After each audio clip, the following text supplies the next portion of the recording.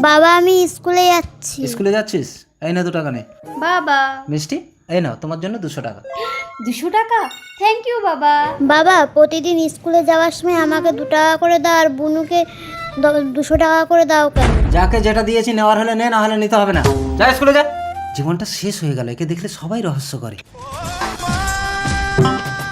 এই নে টাকাটা আমার বয়ফ্রেন্ড। কিরে বোন স্কুলে যাবি না? এখানে দাঁড়িয়ে গল্প করছি। আপনার আঙ্গুলটা কি সত্যি পচে যাবে আমার এই পবিত্র কোরআনকে? একটা লাইক, একটা কমেন্ট আর একটা শেয়ার করলে কমেন্টে বলেন আমি ব্যাগ দিয়ে আসবো। যাবো না, তুই যা। চলো ডার্লিং। ও কামান গুড্ডু। গুড্ডু তুমি টাকা চিন্তা করছো কেন? আমি তো আছি। এই বাবা আসছে, তুমি বান্ধবীর সাথে কথা বলো।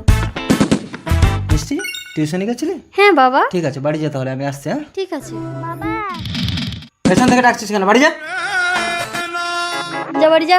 মিষ্টি তোমার বাবা রাস্তায় অ্যাক্সিডেন্ট করে পড়ে আছে। আরে ব্যাং বাবা তো অ্যাক্সিডেন্ট করেছে, এখন গেলে চাই অনেক টাকা লাগবে, আমি যাব না। সৃষ্টি তোর বাবা রাস্তায় অ্যাক্সিডেন্ট করে পড়ে আছে। বাবা ডাক্তার বাবু স্যার আমাকে সুস্থ করার জন্য অনেক ধন্যবাদ। সে ঠিক আছে, কিন্তু আপনার ছোট মেয়ে তো আপনাকে গ্রাহ্য করেনি। আপনার এই বড় মেয়ে সময় মতো আমার ক্লিনিকে এনে এতগুলো টাকা খরচা না করলে আমি আপনাকে বাঁচাতে পারতাম না।